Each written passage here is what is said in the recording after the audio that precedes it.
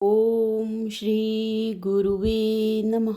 यस्य स्मरणमात्रेण ज्ञानम् उत्पद्यते स्वयं, या एव सर्वसम्प्राप्तिः तस्मै श्रीगुरुवे नमः। ॐ शान्तिः शान्तिः शान्तिः। ओम। प्रणाम भगवान।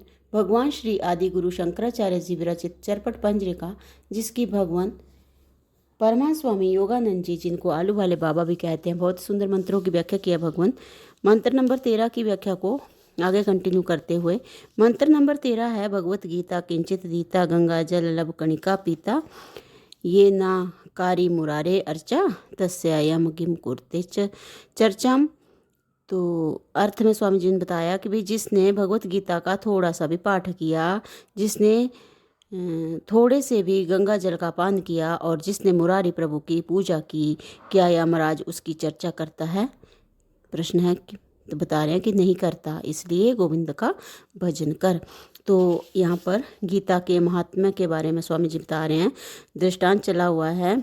एक पथिक चंद हैं, जो सामान्य एक गृहस्थ है, और एक ब्रह्मनिष्ठ महात्मा जो हैं ब्रह्मानंद जी, वो जो हैं वो उनसे जैसे विशेष परिचित होना चाहते हैं और उनको बहुत प्रेम करते हैं।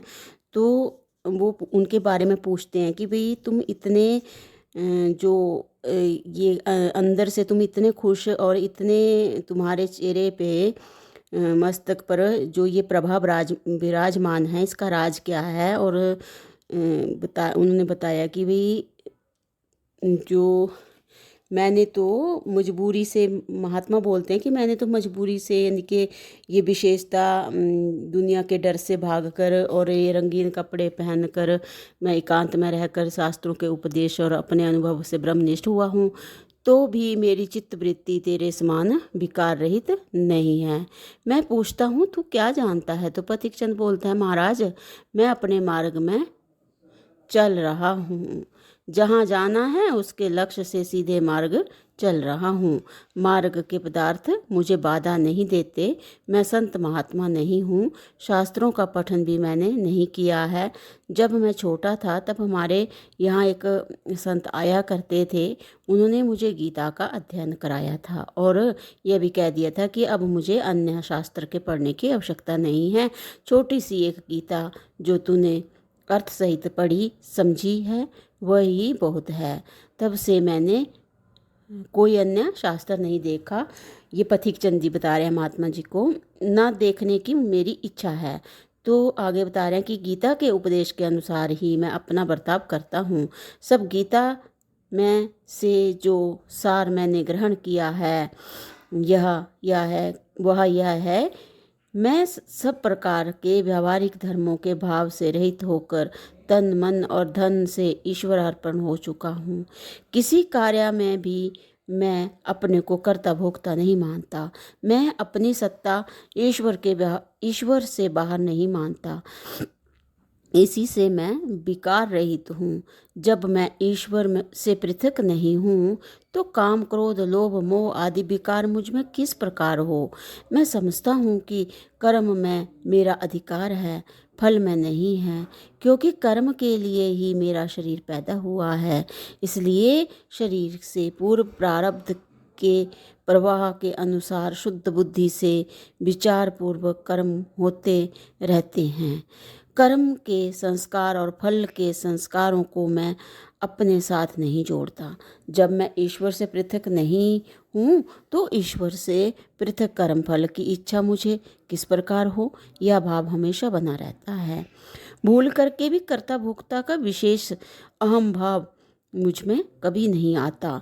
इसलिए शांत और प्रसन्न रहता हूँ। मुझे त्याग अथवा राग में भी अधिकता अथवा न्यूनता नहीं दिखती। यह मेरा सच्चा वृत्तांत है। इतना सुनकर ब्रह्मानंद ने अति प्रसन्न होकर स्वाभाविकता से ही पथिक चंद को प्रणाम कर दिया। पथिक चंद किस प्रकार खिन्न होता हुआ विनय पूर्वक बोला, महाराज, व्यवहार दृष्टि से आपका यह कार्य उचित नहीं कहा जा सकता। ब्रह्मानंद बोले, भाई पथिक चंद, जो है किसी प्रकार खिन्न होता हुआ विनयपूर्वक बोला, महाराज व्यवहार दृष्टि से आपका यह कार्य उचित नहीं कहा जा सकता। अच्छा, तो ब्रह्मानंद बोले, भाई व्यावहारिक दृष्टि से मुझे क्या, गृहस्थ दिखते हुए भी मुझ त्यागी से तेरी ब्रह्मनिष्ठा प्रबल है। तू श्रीमद्भगवत गीतामय बन गया है। जब तुझे गीता प्रिया है तो गीता की प्रत्यक्ष मूर्ति तू मुझे प्रिया क्यों ना होना ही चाहिए। वाह वाह, श्रीमद् भगवत गीता ही है। वाह वाह, श्रीमद् भगवत गीता ही है। जिसने गीता रहस्य को जान लिया वह कृतार्थ हुआ। तो आगे बता रहे हैं कि जिस प्रकार ज्ञान की श्रेष्ठता में गीता मुख्य है, इसी प्रकार निर्मल करने वालों में गंगा जी श्रेष्ठ है। गंगा सुरसरी इनकी देव नदी, सुर मतलब देव और नदी, सुरसरी नदी कही जाती है, देव नदी कही जाती है। इसलिए अन्य सब नदियों से गंगा जी की श्रेष्ठता है। जो पवित्र होता है वह ही दूसरे को पवित्र कर सकता है, यह नियम है। गंगा जी पवित्र है, इसलिए अन्य को भी पवित्र कर सकती हैं। पुराणों में गंगा जी का प्रताप, महात्म्य, स्वर्गदा आदिक वर्णन है। शंकर और विष्णु सब देवों में मुख्य हैं। उन दोनों के संबंध वाली गंगा जी हैं। शंकर की जटाओं की प्रभा रूप और विष्णु का चरणोदक रूप गंगा जी को पवित्रता और महात्म्य विशेष है। महापुरुषों के संग स्पर्श से जड़ पदार्थ भी पवित्र और महात्म्य वाले हो जाते हैं। महापुरुषों के संग स्पर्श से जड़ पदार्थ भी पवित्र और महात्म्य वाले हो जाते हैं। तो यह जो देव नदी है महत्व के आश्रय, संग और स्पर्श वाली है, तब उसमें पवित्रता क्यों न हो। जगत के हित के निमित्त भागीरथी की स्तुति, तपश्चर्या और प्रार्थना द्वारा जिसका जगत में आविर्भाव हुआ है, ऐसी सुरसरिता श्री गंगा जी में पवित्रता क्यों ना हो। पवित्र करने के हेतु ही जिसका जन्म हुआ है, ऐसी गंगा भाविक मनुष्यों को अवश्य पवित्र करती है। गंगा जी का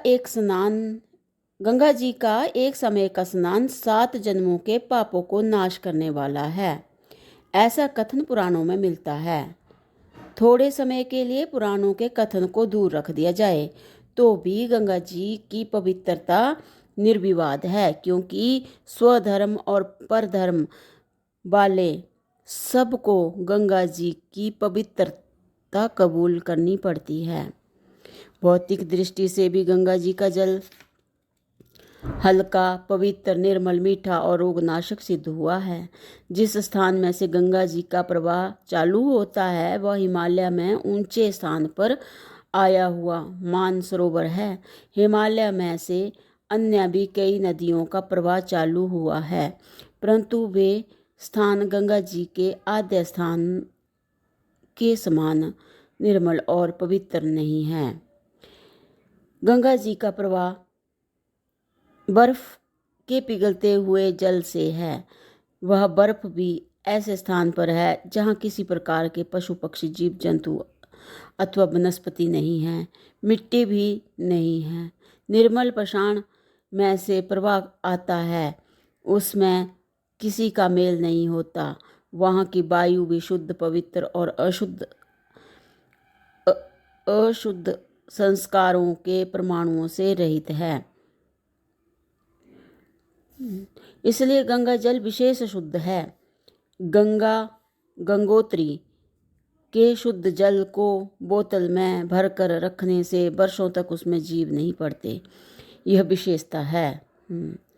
इन सभी कारणों से और श्रद्धा की विशेषता से गंगा पवित्र करने वाली है। बहुत से तीर्थ गंगा तट पर आए हुए हैं और भाविक हमेशा बहुत प्रयास करके भी गंगा स्थान प्राप्त करते हैं। तो भगवान इससे आगे जो है अगले सत्संग से कंटिन्यू करते हैं। प्रणाम भगवान। ओम शांति ही शांति ही शांति ही।